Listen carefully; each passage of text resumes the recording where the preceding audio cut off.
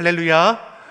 귀하고 복된 주일입니다. 우리 예배의 자리에 나오신 우리 사랑하는 성도님들과 또 각 가정에서 영상으로 예배하시는 성도님들을 예수님의 이름으로 환영하고 축복합니다. 우리 곁에 계신 분들과 우리 따스한 눈빛으로 우리 반갑게 두 손 흔들면서 인사 나누겠습니다. 잘 오셨습니다. 반갑습니다. 잘 오셨습니다. 반갑습니다. 우리가 이제 점차 예배가 회복되고 또 우리의 모임이 회복되길 원합니다. 주춤했던 우리의 발걸음이 이제는 은혜의 자리로, 사명의 자리로 온전히 감당함을 통해서 멈추었던 것들이 우리를 통해서 다시금 그 은혜가 흘러갈 수 있도록 여러분 삶의 자리를 은혜의 자리로 만들어 나가기를 간절히 소망합니다. 6월은 호국보훈의 달로 우리 나라와 민족을 위해 기도합니다. 계속해서 우리 코로나19 극복을 위해서 또 우리 일상의 회복을 위해서 함께 기도해 주시고 특별히 군 장병을 위해서 기도해 주시기 바랍니다. 우리 교회에서도 군에 이제 복무하는 자녀에게 또 이번 주간에 또 격려 선물을 보내게 됩니다. 누락되지 않을 수 있도록 우리 자녀들이 군에 가 있다면 꼭 우리 담당 교역자에게 신청해 주시고 또 그 이름을 불러가며 기도하는 가운데 어려움의 때에도 잘 마치고 제대할 수 있도록 끝까지 기도할 수 있는 우리 교회가 되기를 간절히 소망합니다. 오늘은 성령 강림 주일로 지킵니다. 우리 강단 안에 보시면 이 꽃꽂이가 정말 아름답게 잘 장식되어 있지 않았습니까? 성령이 임할 것 같지 않습니까? 우리가 정말 거저되는 것이 아니라 그 절기에 맞춰서 정말 기도하는 가운데 우리 장식부가 잘 준비해 주셨습니다. 늘 섬김에 감사드리고 이 하나하나 섬김과 수고를 통해서 우리 시온손교회가 이 어려운 때에도 든든히 서가고 있음을 믿습니다. 예수님께서는 하나님의 구원 계획을 이 땅 가운데 이루셨습니다. 십자가에 달려 죽으셨고 말씀하신 대로 죽은 지 사흘 만에 다시 사셨습니다. 그리고 제자들과 40일을 함께 머무시다가 그 예고하신 대로 하늘로 승천하여 올려 가게 되십니다. 오늘 말씀의 내용이 하나님의 그런 예수님께서 행하시는 그 과정 가운데 이제 예수님께서 승천하여 올려 가실 때 남겨질 제자들에게 맡겨진 사명이 있지 않습니까? 마태복음 28장 19절 20절의 말씀을 우리 한번 같이 보겠습니다. 같이 보겠습니다. 그러므로 너희는 가서 모든 족속으로 제자를 삼아 아버지와 아들과 성령의 이름으로 세례를 주고 내가 너희에게 분부한 모든 것을 가르쳐 지키게 하라. 볼지어다 내가 세상 끝날까지 너희와 항상 함께 있으리라 하시니라. 아멘. 예수님께서 이 땅 가운데 계실 때에 가르치고 또 전파하며 치유하는 사역을 놀랍게 감당하지 않으셨습니까? 그리고 예수님께서는 이제 승천하여 떠나게 되시죠. 그리고 제자들에게 그 사역을 위임하는 것입니다. 너는 모든 족속에게 제자를 삼아서 세례를 주고 저들에게 주의 복음을 가르치고 세상 끝날까지 증인되는 삶을 살아라 라고 말씀해 주셨죠. 그리고 나서 하시는 말씀이 무엇입니까? 내가 너희와 항상 함께 있으리라. 예수님은 이제 떠날 준비를 하고 계시는데 항상 함께하고 있다라고 하시니 제자들이 어떻게 이해할 수 있었을까? 다시 이어서 말씀하지 않습니까? 사도행전 1장 4절의 말씀을 보면 그러면서 예수님께서 하신 말씀이 무엇입니까? 하나님의 약속한 것을 기다리라고 했습니다. 약속한 것이 무엇이냐? 바로 성령입니다. 성령이 임하면 너희가 권능을 받고 예루살렘과 온 유대와 사마리아와 땅끝까지 이르러 내 증인이 되리라. 예수님께서 뭘 말씀하십니까? 너희가 감당할 수 있도록 하나님께서 이미 약속하신 것을 기다려라. 성령의 충만함을 입으면 성령님께서 너희를 통해 행할 것을 깨달아 알게 하리라. 그래서 우리가 성령 충만함을 위해 기도하는 이유가 여기 있습니다. 이 땅을 살아갈 때에 하나님의 그 말씀을 잃어버리지 않고 내게 주신 사명의 길을 우리가 온전히 감당할 수 있도록 우리로 깨달아 알게 하실 뿐만 아니라 권능을 주셔서 능히 감당케 하시는 그 놀라운 역사가 이 성령님을 통해서 이루어지기 때문입니다.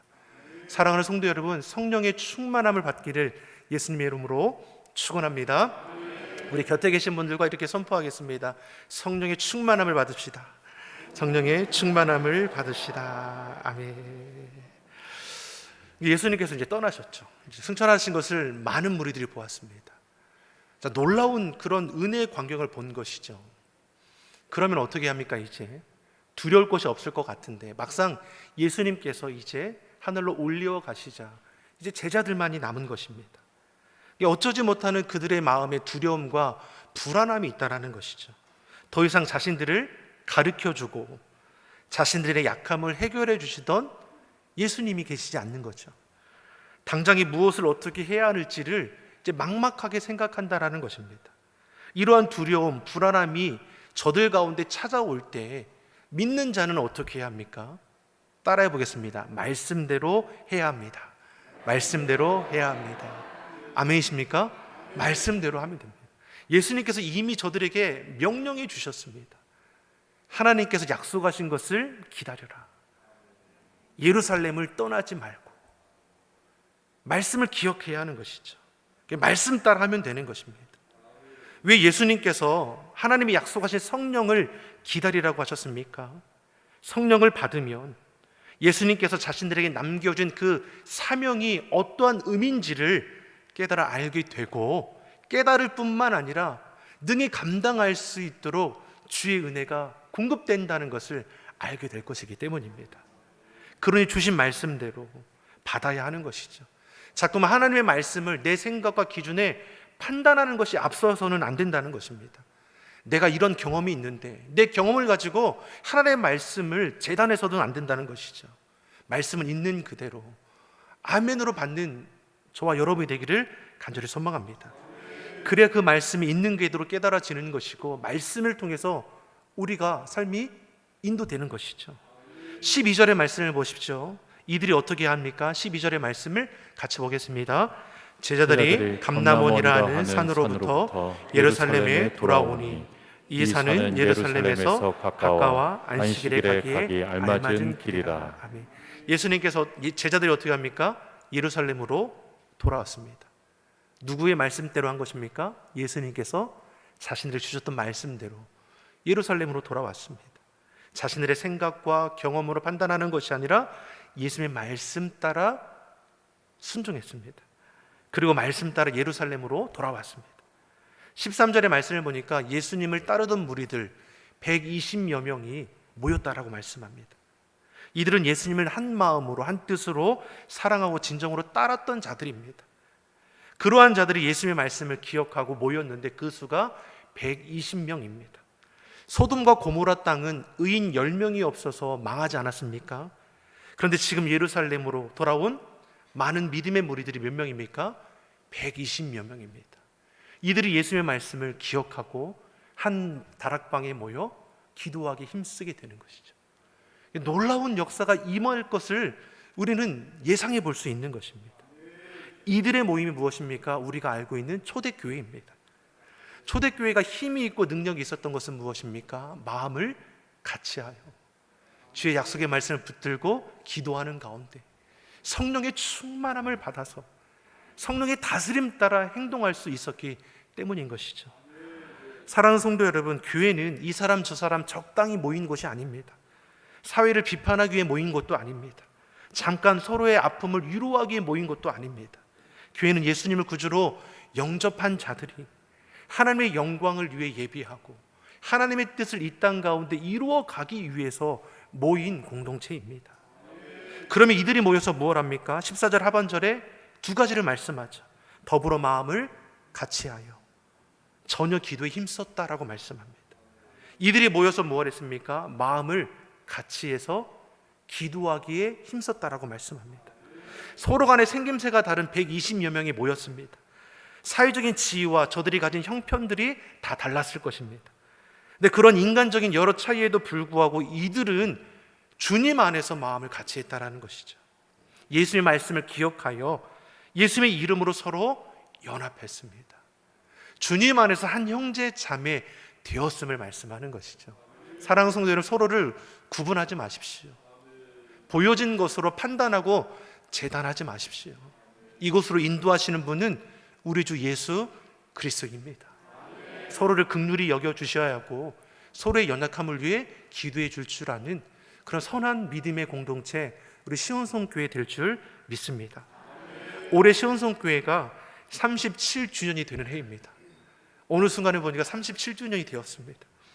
37년이라는 이 긴 시간 동안 얼마나 많은 사람들이 주의 몸된 교회를 위해서 수고하고 헌신했습니까? 서로가 다 다른 자들이, 성격도 다르고 말하고 행동하는 것도 다르고 일하는 것도 가진 것도 다 다른 이들이 주님 안에서 연합했습니다. 각자가 연약하여 때마다 고비도 만나고 서로 간의 아픔도 상처도 분명히 있었을 것입니다. 그럼에 주님의 몸된 교회를 위해서 나된 건 내려놓고 주의 영광을 위하여 연합했다라는 것, 그러기에 우리 시온성교회가 코로나19라는 어려움 속에서도 크게 흔들림 없이 이제까지 나온 줄 믿습니다. 그리고 저와 여러분도 그 시온성교회 일원으로 우리 교회를 세워가고 있지 않습니까? 각자 할 수 있는 것으로 내게 맡겨진 사명의 자리를 잘 지키고 주의 몸된 교회를 위해서 늘 눈물로 기도하고 영혼 구원을 위해서 우리 교회에게 맡겨진 사명을 늘 감당하기 위해서 열심히 우리가 수고하고 애쓰기에 이렇게 든든히 서가고 있음을 믿습니다. 사랑하는 성도 여러분, 여러분이 섬기고 출석하는 여러분 주의 몸된 교회를 기뻐하며 자랑할 수 있기를 예수님의 이름으로 축원합니다. 이제 우리가 모이기 힘써야 하지 않습니까? 예배가 회복되고 우리 모임이 회복되고 우리의 사명들도 감당한 일들이 더욱더 우리 안에 불일 듯 일어나기를 간절히 소망합니다. 오늘 말씀을 보면 오순절을 기다리는 제자들의 세 가지 모습을 우리는 발견할 수 있습니다. 첫 번째 모습이 무엇이냐? 이들이 순종했습니다. 따라하겠습니다. 순종합시다. 이들이 무엇에 순종했습니까? 예수님께서 예루살렘을 떠나지 말라 하신 그 말씀에 순종했습니다. 떠나지 말라 하면 어떻게 합니까? 떠나지 말아야죠. 그래야 그 다음을 기대할 수 있습니다. 또 떠나라고 하면 즉시로 떠나야죠. 아브라함이 하나님의 명령 앞에 순종하여 떠나지 않았습니까? 떠나야 하나님의 역사가 시작되는 것이죠. 떠나고 할 때 떠나지 않고 떠나지 말라고 할 때 떠나는 것, 문제가 되는 것이죠. 즉 무엇입니까? 떠나는 것도 떠나지 마는 것도 내 안에 결정되는 것이 아니라 하나님의 말씀대로 행하면 되는 것입니다. 따라해 보겠습니다. 순종보다 더 위대한 믿음은 없습니다. 순종보다 더 위대한 행동은 없습니다. 아멘입니까? 여러분, 우리의 믿음이 순종함으로 드러나길 간절히 소망합니다. 순종이 우리의 믿음을 보여주는 척도가 된다는 것이죠. 성령의 사건은 인간의 생각으로 시작된 것이 아닙니다. 그것은 하나님께서 계획하신 사건이고 말씀을 믿고 순종했기 때문에 경험되어진 사건입니다. 이처럼 오순절을 기다리는 제자들이 제일 먼저 할 일은 예루살렘을 떠나지 말라 하신 그 예수님의 말씀을 기억하고 떠나지 않았다라는 것이고, 자신들에게 약속하신 것을 기다리라는 이 예수님의 말씀을 기억하여 저들이 모여서 마음을 같이하여 기도했다라는 것입니다. 이것이 초대교회의 놀라운 성령의 역사로 부흥이 일어나는 그 시작이 되는 것이죠. 지금의 우리 그리스도인들과의 모습이 다르지 않습니까? 하나님을 믿지만 우리는 내 생각과 이상의 판단 아래 믿을 수 있는 것만 우리가 믿고 있다라는 것이죠. 어떤 부분에서는 믿음의 힘을 잃어버리고 있을지도 모르겠습니다. 사랑하는 성도 여러분, 어떨 때는 기도하죠. 어떨 때는 기도하지 않습니다. 우리가 우리에 있는 그 작은 믿음 안에 하나님의 그 살아계신 역사를 제한하는 일이 없기를 간절히 소망합니다. 하나님을 온전히 하나님으로 우리는 믿고 따라야 합니다. 우리의 짧은 경험과 지식과 상식으로 하나님의 그 선하신 뜻을 제한하는 일은 없어서야 합니다. 사랑하는 성도 여러분, 주님 말씀하시면 아멘으로 순종하여 여러분의 발걸음을 옮겨가기를 예수님의 이름으로 축원합니다. 두 번째로 오순절을 기다리는 제자들이 순종함으로 무엇을 행합니까? 기도했습니다. 간절히 기도했습니다. 합심해서 기도했습니다. 예수님의 제자들이 지금 다락방에 모여서 하나님의 약속하신 것을 기다립니다. 성령님이 무엇인지 이들이 알지 못하죠. 분명히 예수님께서 말씀하셨기 때문에 기다리는 것입니다. 그것을 경험하지 못했기 때문에 어떻게 임하는 것인지, 성령이 임하면 내가 어떻게 바뀌어지는지 알지 못하지만 예수님의 그 말씀을 기억하며 순종함으로 기도하기를 시작하는 것입니다. 사랑하는 성도 여러분, 생명을 걸고 기도한다는 것, 이 시대에 저와 여러분의 신앙의 모습이 되기를 간절히 소망합니다. 여러분, 우리의 기도의 자세가 어떠합니까? 우리가 기도자가 되길 간절히 소망합니다. 진실한 기도자, 간절히 기도할 줄 아는 주의 성도들이 되시길 간절히 바랍니다. 이들이 모여서 어떻게 기도했다라고 말씀합니까? 14절의 말씀을 우리 다시 한번 같이 보겠습니다. 여자들과 예수의 모친 마리아와 예수의 아우들로 더불어 마음을 같이하여 저녁 기도에 힘쓰니라. 아멘.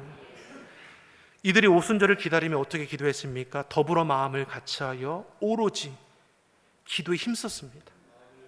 예수님께서도 십자가에 달리시기 전에 겟세마네 동산에서 이와 같이 기도하신 것입니다. 육신을 입고 이 땅에 오셨기 때문에 죽음에 이르는 이 육신의 고통을 잘 알고 계셨습니다. 그러니 예수님께서도 절실하게 기도하시는데 그 기도하는 그 모습을 누가복음 22장 44절이 이렇게 기록하고 있습니다. 우리 같이 한번 읽어보겠습니다. 예수께서 힘쓰고 애써 더욱 간절히 기도하시니 땀이 땅에 떨어지는 피방울같이 되더라. 아멘. 여러분, 얼마나 간절하게 정말 생명을 다해 기도했는지를 우리에게 알게 하시죠. 땀방울이 핏방울처럼 되었다 말씀합니다. 힘쓰고 애써서 더욱 간절히 기도했습니다. 다락방에 모인 제자들이 이와 같이 기도한 것입니다. 갈급하게 절박하게 몸이 뒤틀릴 정도로 생명을 다해 기도하는 것이죠. 여러분, 이러한 기도가 우리 안에 일어나길 간절히 소망합니다. 다시 말해 이것밖에는 없다라는 것입니다. 예수님의 말씀 따라 기도하는 것밖에는 그 선하신 뜻을 알 방법이 없기에 주의 말씀 따라 힘써 기도하는 것이죠. 우리 안에 이러한 갈급하고 절박한 기도가 회복되기를 바랍니다. 간절함으로 생명을 걸고 순종하는 영적인 기도가 우리 안에 일어나야 할 것입니다. 이들이 기도하기를 힘쓰다가 2장의 말씀을 보면 성령의 놀라운 역사를 체험하게 됩니다. 기도한 지 10일째가 되던 날에 성령의 강한 임재가 있었습니다. 다락방에 모여 마음을 같이 기도한 지 10일째가 되었습니다. 사실 10일째가 되는 날에 성령의 임재를 경험한 것이지, 이게 10일이 넘어도 만약에 100일이 돼도 1년이 되어도 저들이 그 기도의 자리를 떠났을까? 그 말씀을 통해 우리가 본 무엇입니까? 결코 그 자리를 떠나지 않았을 거라는 걸 우리가 알 수 있죠. 그만큼 죽으면 죽으리라. 생명을 다하는 기도가 어떠한 기도인지를 우리에게 보여주는 것입니다. 사랑하는 성도 여러분, 하나님의 역사는 다른 방법이 없습니다. 오늘 본문의 이 제자들처럼, 믿는 자들처럼 기도하는 것 외에는 없다는 것입니다. 성령이 임할 것을 믿고 기도하는 것입니다. 다시 말해 약속을 확신한 것입니다. 예수님께서 하나님이 약속하신 것을 기다리라, 마음을 같이 기도함을 통해서 하나님의 그 역사가 임할 것을 확신하며 그때를 기대함으로 기도할 수 있었다는 것입니다. 다시 말해 기도하는 것은 괴로운 일이 아닙니다. 문제를 만나니 우리가 기도하죠. 그러니 어떻습니까? 문제가 해결되기 전까지는 괴로운 마음으로 기도한다는 것이죠. 그러나 오늘 본문의 말씀을 통해서 우리가 다시금 우리의 마음이 변화될 것은 무엇입니까? 괴로운 마음으로 기도하는 것이 아니라 하나님을 신뢰함으로 기도할 때 이 문제가 바뀌어질 것을 확신하면서 감사함으로 기도로 우리가 바뀌어야 한다는 것입니다. 사랑하는 성도 여러분, 염려와 두려움으로 우리가 괴로워 기도하는 것이 아니라 염려와 그 두려움의 문제 앞에서도 고치시고 치료하시고 회복해 하시는 그 하나님의 약속을 신뢰함으로 감사의 기도로 바뀌어갈 수 있기를 간절히 소망합니다. 제자들이 정말 괴로워서 기도했겠습니까? 생명을 다해 기도하지만 성령의 충만함을 사모하며 기도하는 것이죠. 우리의 기도가 사모함으로, 감사함으로 기도할 때에 하나님께서 그 사모와 감사의 제목을 우리 가운데 보여줄 줄 믿습니다. 마지막 세 번째로 성령을 기다리던 제자들의 그 모습이 어떠합니까? 자신들 안에 부족한 것을 채우게 하시는 것을 우리가 볼 수 있습니다. 그들이 합심해서 간절히 기도하기 시작했을 때 무슨 일이 일어납니까? 성령의 임재하심이 있기 전에 하나님께서 이 베드로의 입술을 통해서 말씀하십니다. 그리고 무엇을 말씀하십니까? 가룟 유다의 그 빈자리를 채우라는 것이죠. 가룟 유다 잘 아시죠? 예수님의 제자임에도 불구하고 예수님을 팔았던 제자입니다. 그리고도 저의 죄를 돌이키지 않음으로 인해 18절의 말씀을 보면 어떻습니까? 그가 생명을 잃어버리게 되는 것을 우리에게 보여주죠. 가룟 유다를 생각하면 남은 제자들의 그 마음이 어떠했겠습니까? 기억하고 싶지 않은 사건일 수 있습니다. 그런데 그와 같은 가룟 유다의 그 잘못을 베드로의 입술을 통해서 다시금 끄집어내시고 20절 하반절에 그 직분을 타인에게 취하게 하라 말씀하고 있는 것을 우리에게 보여주는 것입니다. 다시 말해 오순절 성령의 역사가 임하기 전에 부족한 것을 채우다라고 말씀하시는 주님의 그 음성이 있었다라는 것입니다. 가룟 유다가 빠짐으로 인해서 12라는 이 완전수가 11가 되었습니다. 12사도에게 맡겨진 직무가 있습니다. 근데 그 직무가 결여된 것입니다. 하나님은 가룟 유다를 대신해서 세 사람을 뽑을 것을 말씀하시며 그 기준에 대해서 우리에게 오늘 말씀해 주죠. 22절, 23절. 새로운 예수님의 제자를 택하는 그 기준이 무엇입니까? 같이 읽어보겠습니다. 항상 우리와 함께 다니던 사람 중에 하나를 세워 우리로 더불어 예수의 부활하심을 증거할 사람이 되게 하여야 하리라 하거늘 저희가 두 사람을 천하니 하나는 바사바라고 하고 별명은 유스도라고 하는 요셉이요 하나는 마띠아라. 아멘. 사도의 자격에 두 가지를 볼 수 있죠. 하나는 무엇입니까? 우리와 함께 다니던 사람이어야 합니다. 이는 예수님 공생의 기간 동안에 예수님과 함께하며 예수님을 잘 알아야 된다는 것을 말하는 것이죠. 예수님이 어떠한 분이신지, 예수님이 무엇을 가르치시고 말씀하셨는지를 잘 아는 자가 사도의 자격이 있다라는 것입니다. 그리고 두 번째 어떤 조건을 말씀합니까? 예수님을 잘 알 뿐만 아니라 우리와 더불어 예수님의 부활하심을 증거할 사람이어야 한다라고 말씀합니다. 이것이 굉장히 중요한 요건입니다. 예수님의 일꾼을 부르실 때는 무엇입니까? 저의 학력을 보고 능력을 보고 저가 가진 사회적 지위를 보고 사도로 뽑았다는 것이 아니죠. 예수님과 함께하여 그분을 잘 아는 자이면서 예수님의 부활하심을 목격하고 예수님의 부활을 증거할 수 있는 자가 사도의 자격이 있다라고 말씀하는 것입니다. 그러한 자가 120여 명 중에 어떻습니까? 요셉과 마띠아 두 명이 해당된다는 것이죠. 그러면 나머지 인원들은 자격이 없다라는 것입니까? 그렇지 않죠. 각자 맡겨진 사명과 직책이 다를 것입니다. 사도로서의 직분을 감당할 자는 그 안에 바로 이 둘 중에 한 명을 택하라는 것이죠. 사랑하는 성도 여러분, 각자의 주어진 사명과 직분은 분명히 다른 것입니다. 누구도 우위에 있는 것이 아니죠. 하나님의 영광을 위해 주어진 사명이 다른 것이지 누구나가 그 사명을 통해서 하나님을 기쁘시게 하는 그 목표는 똑같은 것입니다. 그러게 서로를 가진 것으로 구분하거나 재단하는 일이 우리 안에는 없어야 하는 것이죠. 더 섬기는 자가 되어야 하는 것이고 더 낮은 자리에서 하나님의 사명을 온전히 감당하는 것으로 주의 몸된 교회를 세워갈 수 있는 우리 모두가 되기를 간절히 소망합니다. 두 명의 후보자를 놓고 이제 어떻게 합니까? 먼저 기도하는 것을 볼 수 있습니다. 우리 24절 25절의 말씀을 같이 한번 보겠습니다. 24절 25절의 말씀 같이 보겠습니다. 저희가 기도하여 가로되 무 사람의 마음을 아시는 주여 이 두 사람 중에 누가 주의 택하신 바 되어 봉사와 및 사도의 직분을 대신할 자를 보이시옵소서. 유다는 이를 머리 없고 제 것으로 갔나이다 하고. 아멘. 이제 가룟 유다의 빈자리를 채울 그 제자 한 명을 두 명의 후보자가 지금 선정되지 않았습니까? 자, 그러면 어떻게 합니까? 인기 투표하는 것입니까? 마음 있는 사람에게 표를 던져서 투표 수가 많은 사람이 뽑히는 것입니까? 그렇지 않죠.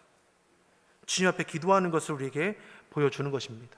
자신의 생각대로 하는 것이 아니라 철저히 주님의 뜻에 합당한 자가 세워질 수 있도록 먼저 기도하고 제비를 뽑았다라는 것이죠. 그 결과 26절에 마띠아가 예수님의 사도로 이제 결정되게 됩니다. 사랑하는 성도 여러분, 하나님의 일은 거저 이루어지는 것이 아닙니다. 오늘 본문의 말씀에서 우리에게 알게 하는 것이 무엇입니까? 주의 말씀에 순종했습니다. 그리고 기도하기를 시작했습니다.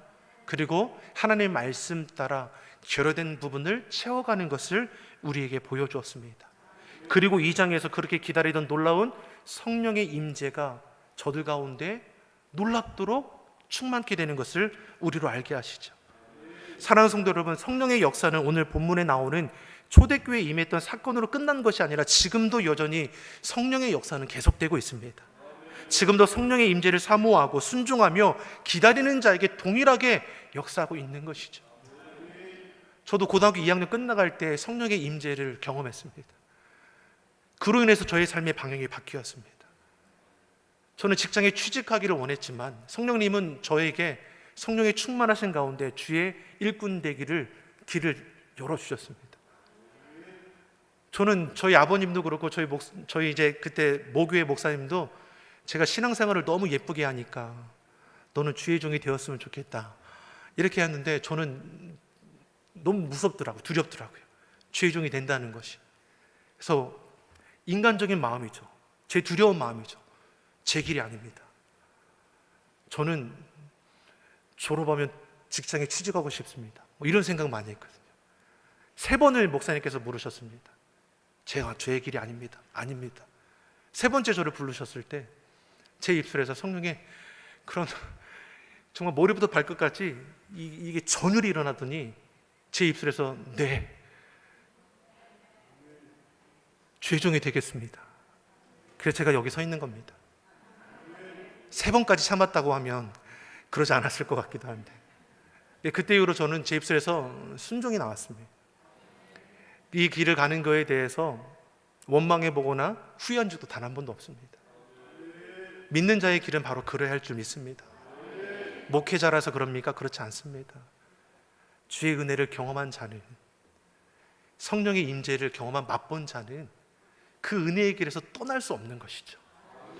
내 생각이 앞서려고 할 때 성령님은 자꾸만 우리로 깨닫게 하실 겁니다. 생각나게 하실 것입니다. 우리에게 주신 사명의 그것을 잃어버리지 않도록 이끌어 가실 것입니다.